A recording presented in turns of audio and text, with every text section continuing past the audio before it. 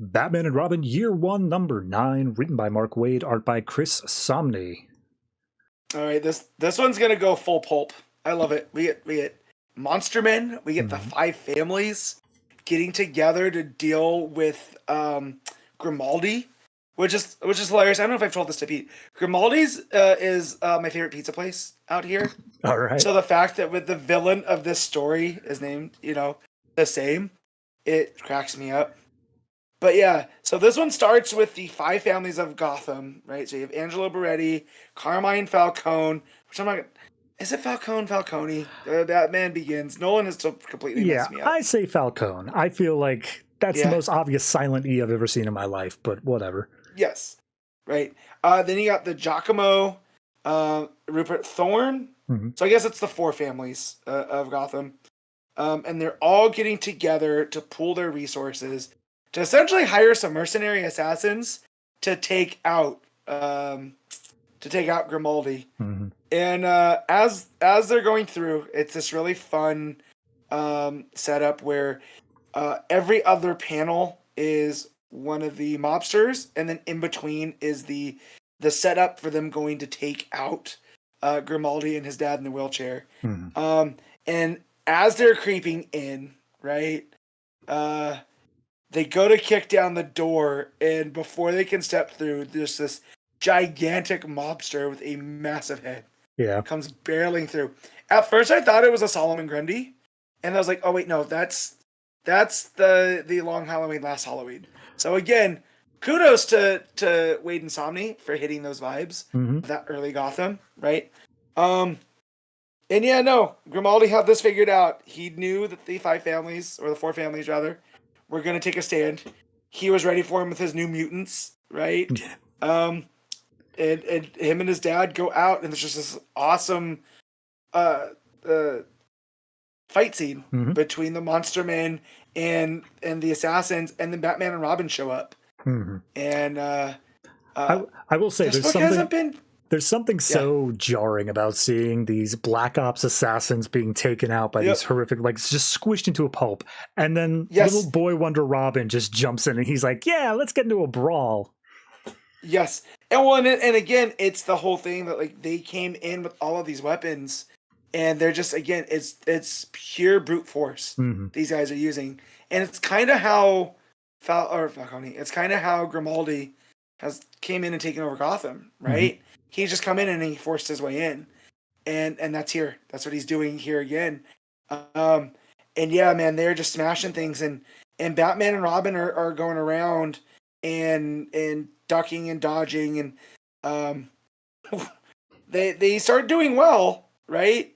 And then one of the mercenaries is beat, and he's like, and he does the Predator special, and detonates a grenade and takes out the entire warehouse that they're in to take out these Monster Men. I do like the implication, because obviously there's this, it's not a hard and fast rule, but there is this thing about letting these people die just brutally and viciously like that. I like how just before he pulls the Predator special, we get the reveal that these Monster Men are actually or at least partially Clayface. So it's like, oh, whatever then. Doesn't matter. You can blow them up.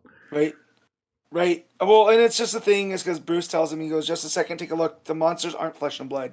So this is what he's noticed as he's watched them fight, because I don't see an actual... Oh, no, there he is. Batman kicks one of them.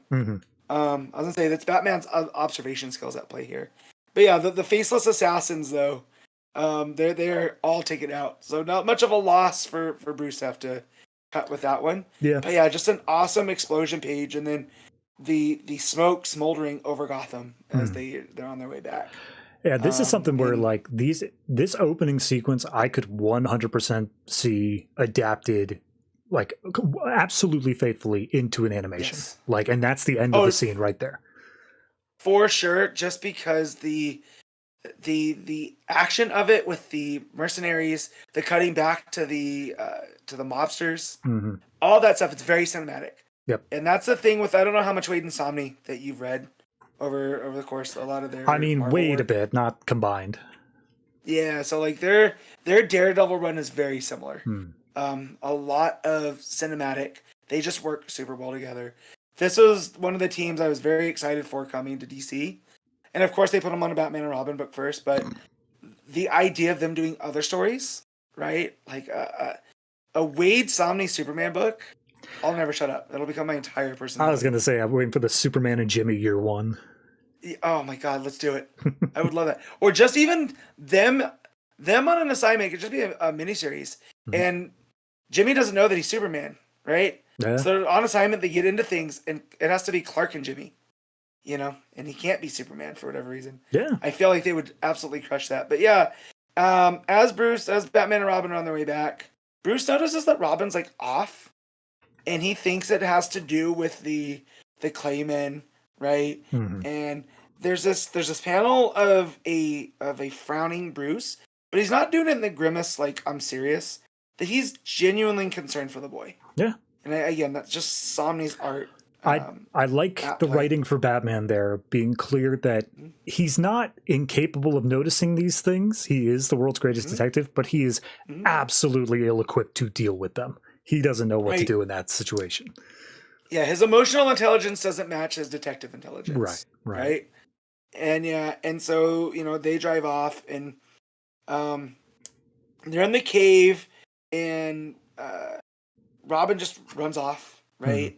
And Bruce goes to Alfred and it's just like, yeah, there's something going on. Is it school?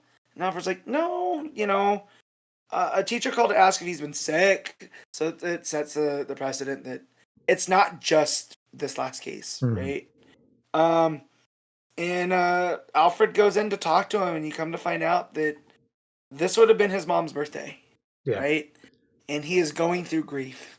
And there's it's not even that he's going through grief. Like Alfred calls him out and says, like, you've been here for months and you haven't opened up about your family stuff at all. Like, are you good? And he's like, yeah, I'm fine. And Alfred's like, it's okay to not be fine. You should not be fine in this situation. And that's what I love here is that, like, Alfred knows how to deal with a kid like this, right? That is his specialty. So their entire breakdown of Dick is juggling all these tennis balls and they're all in the air. And when Alfred points out that it would have been his mother's birthday, they all drop and you just get this. He's still wearing the boots, right? He hasn't even taken his Robin boots off. And they get talking and the gap between them is so wide. The way that Samnee draws this, right? It feels like there's a canyon between them. So when you turn the page and Dick proclaims, because Alfred tells him, talk to me. And he turns around and he goes, because performers don't cry. And then he starts moving at him and he hugs. And that canyon that was there is now gone. Oh man, really, really hit me in the feels. Yeah. You know? Yeah. So again, Alfred being the best person to deal with this. While that's going on with Bruce and Alfred and Robin, Grimaldi is pissed that with Clayface, right? Because what are they at here? He's basically just saying, like, your monster men didn't work. Like, all this, like, you've been letting me down. You're replaceable. Get out of here. And he just, like, yells at Clayface. Right. And so, where's it at here? He leaves a piece for Grimaldi, right? That he goes, I don't think that's Wayne's son. I think he's adopted because he's going after him for getting it wrong in the last issue, right? Because the last issue was the attack on Bruce, where Clayface tried to assume his identity, right? And that gets Grimaldi's ears turning, right? So he starts going through the file. So when we cut back after the Alfred and Dick stuff, he thinks back to something that Robin had told him. And it said that you think it's simple, Batman's going to swallow this whole place. He looks up that term, and it's a circus term. Yep. Which leads him to circus performers dying in a fall and Wayne adopting the orphan. And just as he's putting it together, his father stands up from the wheelchair and turns his hand into a sword and stabs Grimaldi through. Yep. And turns out Clayface wasn't cool with being dismissed in that manner. Right? You ain't gonna talk to him. You ain't gonna call him a freak. The freaks run this town now. I I love this sequence. Not just like he makes the connection, you see it on his face.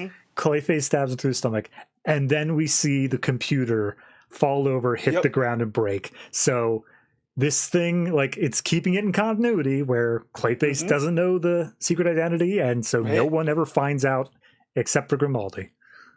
Right. And it ends with him, right? So Two-Face walks in, and you know, he's like, Grimaldi was an outsider, he had good ideas, but he don't know about Gotham to do this. So, you know, but I am interested in his Gemini project, so let's keep it going. And one of Grimaldi's guys knocks on the door, and Clayface has now taken over General Grimaldi. Yep. Just some solid turn work here. Yeah. I had no idea where this was going, because I loved Grimaldi as a foil for Bruce, because he is smart, and we've seen him, and he's brutal. He's threatened to push his dad. You know, he's like, I could push you off of this roof, and there's nothing you could do to stop me, right? And you see that Clayface has also killed the dad and stuff. So Grimaldi was so busy with trying to figure out who Batman is, it got him, you know, it got him killed. Yeah, he couldn't keep his eye on everything else. And not even that though. Like the fact that he was so focused on, you know, taking power away from these other families, and he was so focused on the gangster aspect of it that, like you said, the freaks run the town. He never stood a chance the moment that it was Clayface up against him. Yeah. And again, this is not even the Clayface that we love, right? This is that Silver AG, the actor Tom Hagen. Yep. You know, the man of many faces. So, you know, just the fact that it's not Basil, too, I think adds that little extra to it, because he's a guy that's almost half in, half out, right? Because he is a clay monster, but that's not how he represents himself, right? He's always someone else. Yeah. He's in someone else's form. So it's good the fact to that keep it was him. Yeah, it's good to keep that separation there for the audience, because it allows us to not come in with these notions. It's the same thing that happened with Poison Ivy a while back, where whenever they try to put her in the villainous thing, it's like, whoa, hold on. Poison Ivy's a good guy now. If we tried Basil here, it'd be like, well, why would he commit murder? Everyone loves Clayface. Right. And this just makes me more excited, too, for the Clayface movie that Mike Flanagan's doing. Oh. Because they've come out and said that it is Hagen. Although there's going to be aspects of Basil in there. And it's going to be an out-and-out horror movie. At least that's according to James Gunn. All right. So, reading through this, I am getting very excited. Like, even more excited than I was. Because I do love a good Clayface story. That's fair. I feel like I haven't read anything about that James Gunn bit. I'm not sure if it's been effectively told about, but I feel like the best story I could see for that is the One Bad Day Clayface story. I feel like that would adapt great onto screen. That would be fantastic. Yeah, with I feel like the way that Gunn is, you know, from seeing his Suicide Squad and now Superman and him being in charge, he's taking we'll do light adaptations of it. And so, yeah, maybe there is that One Bad Day that there's elements that he can pull from. But you're right. It is a kind of a perfect one shot if they're just going to do a Clayface movie. Yeah. Why not do that one? That'd be good. But yeah, no, this issue really knocked it out. Samnee's art, again, fantastic. And anytime he really wants to draw emphasis, he does the red on black or the one color on top of the other. And so here, when that sword hand goes through Grimaldi and everything gets bathed in red, and then it cuts back to the regular kind of noir pulpy colors. Oh man, it's fantastic. But yeah, no, Batman and Robin Year One, always a solid read. Yeah, honestly, I've been trying to look at this and then also Last Halloween at the same time. I feel like going into it and having not read Long Halloween beforehand, mentally, this is more of the image I have of what Long Halloween is than what Last Halloween has turned out to be. Well, yeah, and that's the thing with Last Halloween. If you haven't read, it is the third part in a trilogy, right? So it's popping in, but you're not wrong. WAID has a flair for that era. It is early days Batman in the best way, right? He's still figuring things out even for himself. It's not just the crime element. And how am I going to balance the actual mobsters that have run this town for decades with the people that I helped usher in? It's him trying to figure out who Batman is and how Robin fits into all of it. And I think WAID does a really good job of getting this Bruce who's, out of his element, but not letting anybody else know. Right? That frown did a lot of work in that small panel. Where he's like, man, I don't know what to do. So, but yeah, with the Long Halloween, having not read the other two first, that is a heavy task. I good on you. Bought the Jeff Loeb Tim Sale omnibus with the intention of going through and reading that stuff, and then I pick it up and I'd say, boy, that's a lot, and I set it back down again. It is. It is. Yeah, definitely go through, because it's one of those foundational stories that I feel like this can't exist without the Long Halloween, because it is pulling a little bit from those, where that has definitely become the framework of where Batman comes from. Because even the Nolan adaptations pull heavily from those. I mean, I was going to say, I was familiar enough in that I knew the Nolan movies pulled from it, and then also there was an animated 2-part adaptation. Yeah, and I watched that, so I get the gist of it. You got the gist. Yeah. But yeah, no, this is above and beyond. Like, as much as I do like the last Halloween is, compared to Hattush, it is, yeah, everything in Batman comic should be compared to that one. Loeb still has it there, but no, WAID for this era, and again, it's kind of what I wanted World's Finest to be, right? Where he's playing within that realm without making it too much of it. No, this will slot in really nice, but behind year one, right? So you do Batman year one, then you could do the Long Halloween, Dark Victory. You could do this, and it all feels like a consistent story, despite coming out 40 years across the board. So, what are you rating Batman Robin year one? All right, I think I do really like it, even if I'm not keeping up with it as closely as I should be. I'm going to say this one is I'm going to give it an 8. I think it's cross that 8 barrier for me. There you go. I'm going to go and give it a 9. This one had me. This was easily one of the most excited I've been reading a book this week. So, yeah, Mark Waid, when he's on, he's really on. Yeah, absolutely.